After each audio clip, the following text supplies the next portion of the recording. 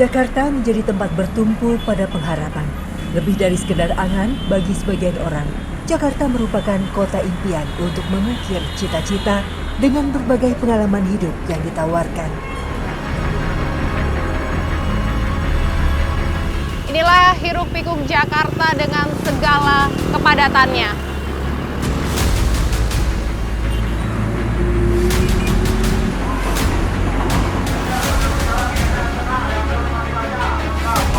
Jadi potret metropolitan dengan keseharian yang seolah tertuju pada pengakuan. Tapi pernahkah mereka memikirkan semakin terkikisnya ketersediaan lahan? Ikuti penelusuran saya kali ini di ibu kota. Selamat datang di Indonesiaku. Perkembangan populasi masyarakat di ibu kota terus meningkat. Menurut Badan Pusat Statistik DKI Jakarta, hingga awal 2024, jumlah penduduk yang tinggal di kota metropolitan ini mencapai lebih dari 10.600 jiwa. Bicara soal kehidupan, Jakarta memberi banyak ruang bagi mereka yang menggantungkan peraduannya. Namun, apakah jumlah populasi masyarakat selaras dengan ketersediaan lahan? Lantas bagaimana jika berbicara tentang rumah masa depan?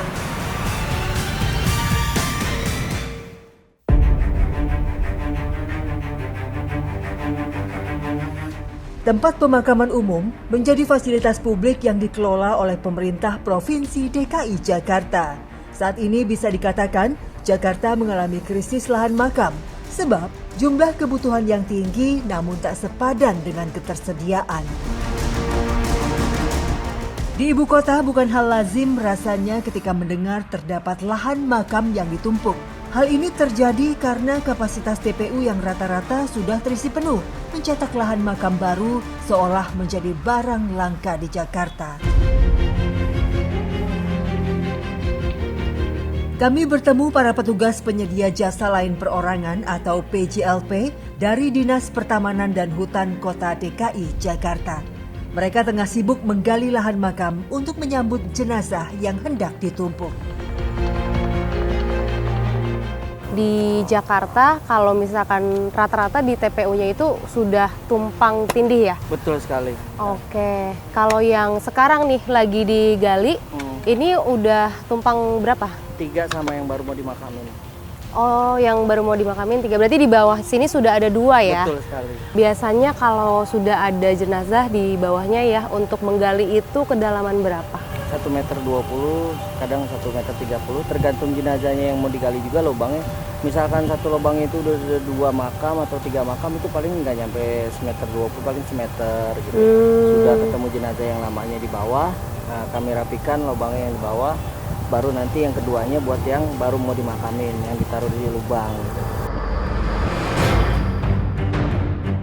Lahan makam tumpang tindih bukan tanpa syarat, melainkan dengan prosedur yang berlaku, yakni persetujuan para ahli waris dan petak makam yang hendak ditumpuk minimal sudah melampaui 3 tahun. Berada di pusat kota, TPU Karet Bifak yang dikhususkan bagi pemakaman muslim ini memiliki luas tanah berkisar 17 hektar. Dengan ukuran lahan sebesar itu, di sini sudah tak ada lagi petak makam baru yang bisa dibuat. Jasa tumpang yang telah disemayamkan di TPU Karet Bifak tak hanya 1 atau 2 tumpuk. Di sini kita bisa melihat sebuah batu nisan terukir 6 tumpuk nama yang menghuni 1 petak makam.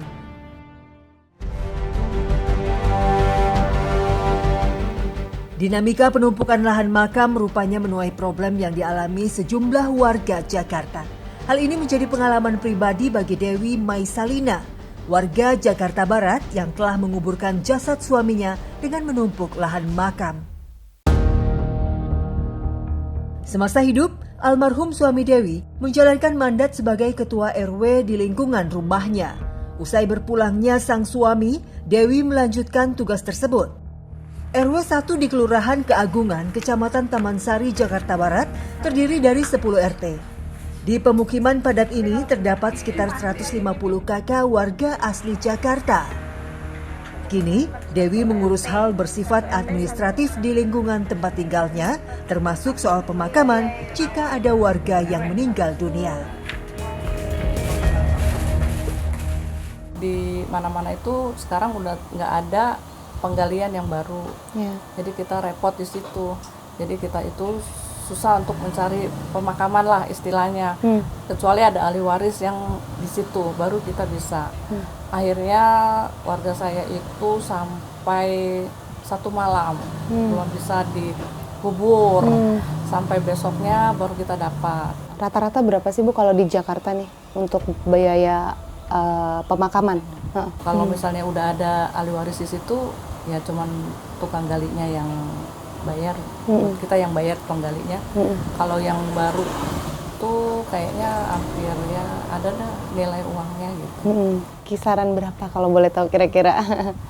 Kisaran ya 2 juta, 2,5 juta. Yang baru itu susah sekarang, nggak bakalan ada kecuali kalau kita dibawa ke Rorotan.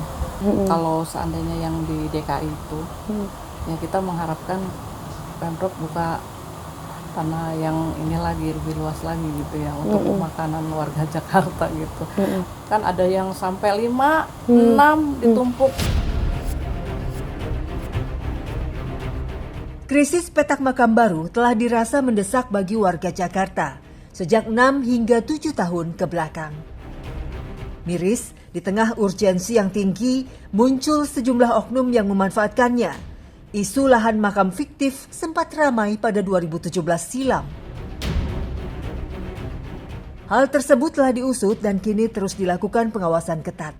Jika masih menemui praktik mafia lahan makam fiktif, warga Jakarta bisa melapor ke saluran pengaduan resmi milik Dinas Pertamanan dan Hutan Kota Pemprov DKI Jakarta. Meski begitu, semakin bertambahnya tahun, ketersediaan akan lahan makam semakin terkikis. Kini bukan lagi soal praktek jual beli petak makam yang dilakukan oknum tertentu, melainkan memang ketersediaan lahan makam di TPU yang tersisa amat terbatas. Tempat pemakaman umum dengan luas tanah terbesar di Jakarta, yakni 72 hektar di TPU Pondok Rangon, Jakarta Timur, bahkan sudah terisi penuh. Sementara sejumlah titik TPU lainnya dioptimalkan untuk pembukaan lahan makam baru seperti di TPU Rorotan, Jakarta Utara. Di Jakarta ternyata masih ada lahan petak makam yang tidak tumpang tindih, tapi ini berada di TPU yang dulunya dibangun karena era pandemi COVID-19, artinya jenazah yang dimakamkan itu jenazah yang terpapar COVID-19. Tapi sekarang sudah digunakan layaknya TPU. Dan di satu area ini, di sebelah saya, ada area yang disebut dengan pemakaman jenazah OT atau yang tidak dikenali keluarganya sehingga mereka di nisannya tidak ada tanggal lahir, hanya tertera hari wafatnya mereka saja. Lahan pemakaman umum berkisar 28 hektar di Rorotan, Jakarta Utara, kini masih memiliki ketersediaan sekitar 20% dari keseluruhan luas tanah yang ada. Minimnya lahan pemakaman di Jakarta seolah menjadi problematika yang dihadapi bersama. Pasca Idul Fitri 2024, Dinas Dukcapil DKI Jakarta memperkirakan terdapat 15 hingga 20 ribu pendatang ke ibu kota. Di tengah pertambahan populasi penduduk, lahan yang tersedia pun semakin menipis. Di tengah maraknya fenomena krisis lahan makam Jakarta, rupanya sebagian warga memang memilih untuk menyemayamkan jasad keluarga secara ditumpuk. Faktor tidak ingin jauh-jauh ketika menyekar menjadi alasan utama seperti di keluarga Bobby. Kakek berusia 77 tahun yang merupakan warga Jakarta Selatan ini rutin datang ke makam orang tuanya untuk sekedar sembahyang dan melakukan perawatan makam. Nah itu kalau yang seperti ini ditumpang ya atau tumpuk gitu jenazahnya itu memang atas keinginan keluarga atau kondisi saat itu? Karena waktu itu dikasih yang agak jauh gitu, waduh nggak bisa jauh gitu. Yang maunya deket sini, tumpuk ya. Ini berarti terakhir almarhumah ibu ya yang di tahun 2016 ya. Nah, saat itu di tahun 2016 untuk mencari lahan petak makam tuh seperti apa sih, Pak? Masih mudah ya. Saat ini Jakarta memiliki jumlah tempat pemakaman umum di 83 titik lokasi. Hingga hari ini, Jakarta masih alami kesulitan untuk penyediaan jasa lahan makam. Pemerintah Provinsi DKI Jakarta terus melakukan langkah berbenah tanah makam di ibu kota. Kebutuhan tanah makam yang semakin mendesak membuat sejumlah pihak melakukan langkah antisipasi meski harus dilakoni secara sembunyi-sembunyi. HA, warga asal Jakarta Selatan ini telah membeli lahan petak makam kepada oknum tak dikenal guna mempersiapkan masa mendatang. Dirinya mengakui makam itu diperuntukkan bagi orang tuanya. Sebetulnya dulu gimana sih kok bisa punya lahan petak makam tapi orang tua masih ada ya? Gimana tuh Mas? Kronologinya waktu kakek meninggal dunia tahun 2018, aku tuh kesusahan cari tempat makam. Aku ngunjungin Kober di daerah Cawang, kemudian juga ada di Pondok Kelapa, sama di Mampang. Lalu di tempat terakhir itu, aku tuh ditawarin salah satu orang lah, aku nggak bisa sebut. Dia bilang bahwa biar nggak seperti itu lagi, nggak kejadian kayak gini, daripada capek-capek keluarga, mendingan mau nggak solusi dari saya. Ini ada lahan, di mana itu bentukannya udah ada nisannya, udah dikeramikin rapih gitu, ada namanya lah di nisan. Tapi katanya dia sebenarnya ini nggak ada jasadnya. Mereka pun memberikan alasan kan sekarang susah gitu ya cari tempat tanah makam di Jakarta. Dan akhirnya aku tanya-tanya, ternyata mereka menawarkan harga sekitar 15 juta rupiah gitu ya. Bisa nggak dipastikan gitu, maksudnya tahu-tahu nanti pas mau makamin di situ diisi orang gitu, dia jual juga ke orang lain, kan bisa aja terjadi gitu kan? Nah mereka tuh kasih kepastian gitu Mbak, karena ada beberapa orang yang datang ke aku juga, jadi ibaratnya kayak testimoni lah bahwa mereka tuh udah ngelakuin ini juga gitu. Jadi aku percaya juga bahwa ada berkas-berkasnya, cuman aku nggak bisa tunjukin lah, karena aku juga takut, karena itu kan sudah aku beli itu. Polemik krisis lahan makam menimbulkan rasa khawatir di sejumlah kalangan masyarakat. Mereka kemudian menghalalkan segala cara walau harus membayar nilai tinggi tanpa memikirkan konsekuensi akan dalih oknum yang meraup keuntungan sendiri. Hal seperti ini butuh pengawasan ketat dari Pemprov DKI Jakarta. Praktik jual beli lahan makam fiktif di TPU milik pemerintah seolah sulit terhapuskan. Pada perkara lain, masyarakat luar Jakarta yang mendapati keluarganya wafat di wilayah ibu kota justru memiliki akses untuk menyemayamkan jasad di TPU milik Pemprov DKI. Meski hal tersebut sah secara aturan, namun tetap tak luput dari oknum yang lagi-lagi memanfaatkan keadaan. Dulu waktu almarhum Bapak ya, saat meninggal dunianya, hari meninggalnya itu di rumah sakit, bagaimana, terus pengalamannya Mas sendiri seperti apa sih saat mencarikan makam buat orang tua? Orang tua saya sakit tuh, jadi kayak tumor gitu kan, yang harus dirawat kurang lebih sebulan ya Mbak. Dirawat sebulan, terus juga akhirnya divonis meninggal dunia. Dan kita keluarga itu kan pengennya nyari yang di Jakarta aja nih. Karena kan kebetulan juga saya kan kebetulan domisili Bekasi ya Mbak, tapi kan keluarga kebanyakan di Jakarta. Jadi emang keluarga ini memutuskan di Jakarta aja. Tapi memang mengalami kesulitan ya Mbak. Terbentur ada yang mempermasalahkan kami dari domisili di luar Jakarta kan. Terus juga ada yang bilang bisa, cuman ada something nih, jadi ada biaya apa gitu-gitulah. Jadi memang, dan sebagian kita juga ditolak juga di ada beberapa TPU di Jakarta juga karena sudah penuh. Tapi ya udahlah.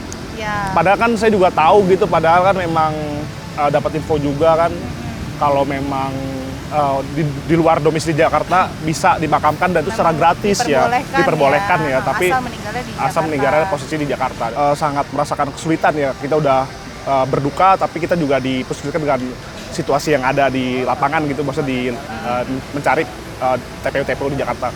Tapi emang notabene kami juga udah dapat sih Mbak dari salah satu Jakarta, dan ya alhamdulillah kita udah bisa nguburin makamin orang tua di Jakarta.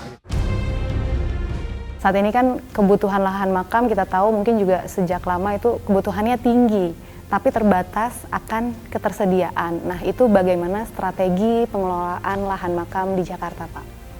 Tentunya Dinas Pemakaman itu memang setiap tahun kalau bisa menambah area pemakaman.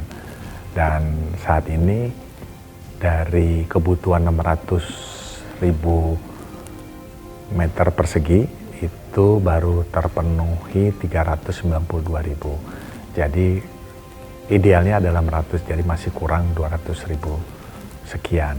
Nah, itu tentunya Pemda DKI bertahap bisa membeli lahan-lahan di sekitar wilayah Jakarta yang tentunya bisa melebarkan atau tempat lain. Nah, sebenarnya tanah pemakaman itu banyak kan, tempatnya tersebar, tetapi biasanya masyarakat inginnya tempat yang memang diinginkan, Karet Bifak, Pondok Kelapa. Ya, atau mungkin yang terdekat dari tempat tinggal gitu ya Pak ya. Bahkan aksesnya gampang gitu, seperti itu. Nah, ini yang perlu juga diberitahu bahwa selain titik-titik tadi juga ada juga area-area pemakaman yang memang sudah disiapkan oleh Pemda DKI. Artinya ada rencana mungkin Pak untuk membeli lahan atau tanah di yang tadi Bapak sebutkan di luar Jakarta yang dikhususkan untuk warga Jakarta gitu Pak? Kalau di luar Jakarta saya rasa tidak mungkin ya. Jakarta membeli lahan untuk pemakaman pasti di Jakarta. Mungkin ada pengembangannya seperti di Jakarta Timur, TPU Cipayung, Rawatrate, Bampu Apus itu mungkin bisa dilebarkan, luasnya ditambah. Nah, seperti di Pondok Kelapa kalau bisa luasnya ditambah. Tentunya jika itu memungkinkan.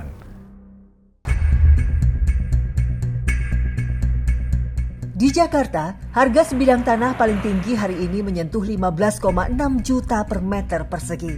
Angka yang sangat fantastis. Artinya, jika ingin membangun rumah yang luas tanahnya kurang dari 200 meter saja, membutuhkan nominal uang berkisar 3 miliar rupiah. Angka tersebut seakan tak sepadan jika mendengar upah minimum regional bagi para pekerja di Jakarta yang tak menyentuh angka 6 juta rupiah per bulannya. Impian memiliki rumah tinggal terasa jauh dari angan. Tak heran, para pendatang di ibu kota rata-rata hanya mampu menyewa bangunan apartemen yang menjamur di Jakarta. Permukiman padat penduduk di ibu kota tersebar di sejumlah titik. Tak sedikit masyarakat Betawi yang tinggal di bantaran kali. Untuk bisa sampai di sini, saya harus berjalan kaki melewati gang sempit yang minim cahaya matahari.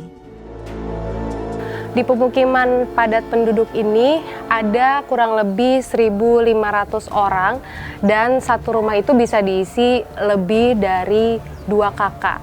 Nah, sekarang saya mau menelusuri kehidupan warga yang ada di Kelurahan Bidara Cina. Masyarakat yang tinggal di sini rata-rata sudah menempati rumah mereka selama puluhan tahun. Wilayah RW 8 di Kelurahan Bidara Cina, Kecamatan Jatinegara, Jakarta Timur ini terdiri dari 16 RT.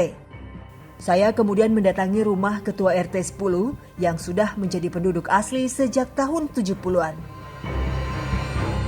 Rumahnya yang berdampingan dengan anak sungai Ciliwung sampai hari ini belum tersertifikasi. Ia mengaku telah mengupayakan berbagai cara untuk mendapatkan hak tempat tinggalnya. Semua rata-rata di sini sudah warga asli Jakarta, artinya ber-KTP DKI Jakarta. Semuanya ber-DKI Jakarta. Saat ini sebagian ini kan kalau di warga saya ini kebanyakan warga ngontrak atau mahasiswa. Pemiliknya tapi kan orang sini gitu kan berarti ya Pak? Pemiliknya orang sini tapi tidak tinggal di sini, dia punya kontrakan atau kos tidak tinggal di sini. Rumah di sini belum diidentifikasi atau memiliki saham ya, belum ada sahamnya, tapi di sini girik, cuman ya rumah, jadi yang punya itu ibaratnya zaman dulu itu tuan tanah. Nah, sekarang ini rumah ya kalau misalnya ada apa-apa ya memang sempat ribut juga, ada yang mau beli katanya, ada yang mau ini rumah saya ini, tapi warga tetap bertahan, kompak warga sini. Nah, saya mohon itu aja satu itu untuk dibuatkan sertifikat tanah lah gitu, untuk jadi yang udah punya milik, udah lama, udah puluhan tahun ya bisa mengurus gitu. Dalam konflik berbeda, Tim Indonesiaku menelusuri pemukiman padat yang kini sudah rata dengan tanah. Rumah-rumah yang dulunya berdiri di bantaran kali terkena gusuran proyek normalisasi Sungai Ciliwung dalam upaya penanggulangan banjir ibu kota. Sebanyak 63 rumah dari gabungan 4 RT di RW 7 Kelurahan Rawajati, Pancoran, Jakarta Selatan telah melewati proses penggusuran bagi rumah yang bersertifikat maupun tidak. Terdapat 42 bidang yang sudah tersertifikasi dan sisanya tanpa sertifikat. Oke Bu Sari, jadi boleh cerita nih Bu sama saya seperti apa sih dulu ada mungkin sosialisasi atau mediasi ke warga di sini sebelum terjadinya penggusuran? Di tempat kita ini memang langganan banjir awalnya. Dulu itu kita 5 tahun sekali yang besar. Nah 5 tahun ini bukan lagi jadinya setahun itu bisa berkali-kali. Dan banjir yang tadinya 5 tahun sekali itu bisa seminggu sekali. Kita sepakat nggak apa-apa, kita dipindahkan, tapi dengan manusiawi. Nah habis itu Pak PJ Heru datang, survei, terus kan ada yang memang tidak punya surat, tapi ada jual belinya. Nah penguatannya itu gimana gitu, sampai sedetil itu kita ngomongin sama Pak Heru. Ya udah nanti dibantu karena ada apa namanya Kapolsek segala macam. Pokoknya semua bantuin ini ya di RW 7 gitu kata Pak Heru. Dan alhamdulillah sekitar 4 bulan setelah itu semua udah pada dibayar. Okay. Nggak ngebayang lah misal di rumah yang sering banjir di Jakarta memang, tapi sering banjir dan akhirnya nggak ditempatin berbelasan tahun karena rumahnya jadi bobrok, terus bisa dijual, bisa dibayar sama pemerintah sampai harganya nggak kebayang lah gitu ya, layak sekali gitu. Kesabaran menuai hikmah, itulah pengalaman masyarakat yang tergusur dari wilayah Pancoran, Jakarta. Solusi humanis dari pemerintah berbuah manis. Ada biaya. Bu Sari misalnya, meski terkena gusuran hanya separuh dari bangunan rumah atau setara 90 meter persegi, dirinya mendapat penggantian nominal bernilai ratusan juta rupiah. Hal itu mengacu pada NJOP dan nilai apresial wilayah tinggalnya.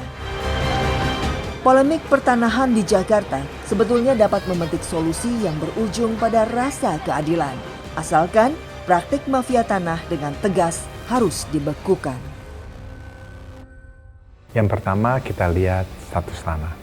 Kalau status tanah memang memungkinkan Badan Pertanahan Nasional melakukan pensertifikatan, pasti dilakukan. Misalnya areanya milik mereka dan tidak bersengketa dan tidak dimiliki oleh orang lain atau perusahaan lain, memang clear, bersih, yaitu pasti diberikan dengan program PTSL. Apalagi kemarin Pak Menteri sudah menggaungkan e-sertifikat. Itu mungkin bisa lebih mudah mereka mendapatkan sertifikat, cuma mungkin untuk melakukan pendataan pengukuran ke lapangan yang memang butuh waktu.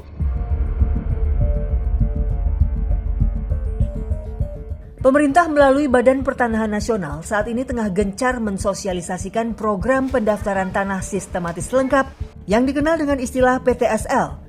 Namun, untuk mendapatkannya, terdapat hal mendasar yang perlu diketahui, seperti macam-macam status hak tanah.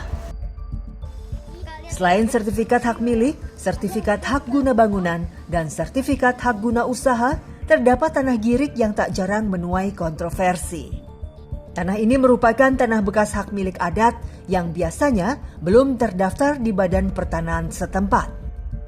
Maka dari itu, lahan yang hanya disertai surat girik kerap sulit untuk mendapatkan kepastian hukum. Namun, bukan berarti tidak bisa menoreh titik terang. Inilah nasib menggantung bagi sebagian warga DKI.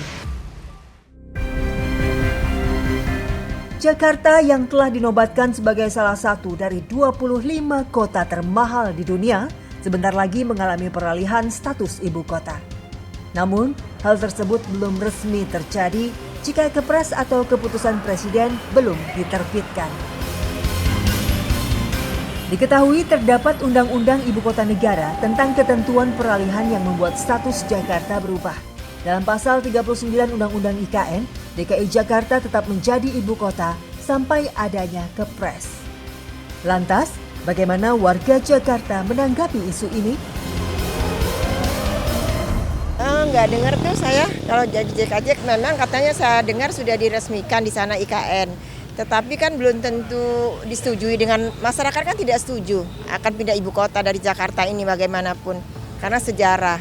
Kalau saya tidak setuju. Ya sebenarnya sih lebih fokus aja sih, karena kan pasti kan kita jadi kayak kota bisnis kan ya, untuk buat bisnis, untuk perkembangan keuangan bisa lebih fokus aja gitu. Susah sih sebenarnya, karena kan udah terdaftar di sini ya, pasti kalau misalnya ngurusin lagi untuk pindah ke IKN, itu agak susah juga sih, ngurusinnya panjang juga pasti. Oh udah tahu informasinya dari Plus Jakarta. Aku sih sebenarnya nggak apa-apa kalau ibu kota berpindah, jadi macetnya kurang, tapi pusat bisnis tetap di sini kan, jadi nggak masalah. Dipikirkan lebih lanjut. Kayaknya agak berat ya buat kita yang udah kota untuk ke sana, ngubah kebiasaannya sih yang susah. Ada yang mempertimbangkan, tak sedikit juga yang sama sekali tidak mau berpindah ke ibu kota negara yang baru. Keseharian yang sudah melekat seolah sulit ditinggalkan. Warga Jakarta lebih baik kehilangan status sebagai warga ibu kota daripada harus meninggalkan Jakarta.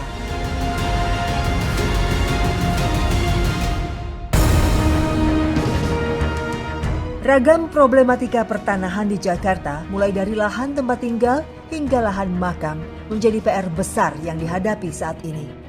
Masih banyak yang perlu dibenahi melalui regulasi para pemangku kebijakan. Akankah retribusi bisa menjadi solusi akan krisisnya lahan di DKI? Dilakukannya konsolidasi.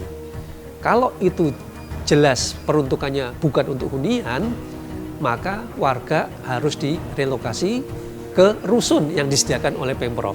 Dilakukan sosialisasi, yaitu dilakukan diskusi dengan warga setempat terhadap kondisinya. Masyarakat tersebut harus diedukasi bahwa mereka tinggal di status lahan untuk apa. Jadi tadi nomor 1 tadi, cek legalisasinya, baru kedua konsolidasi lahan atau relokasi.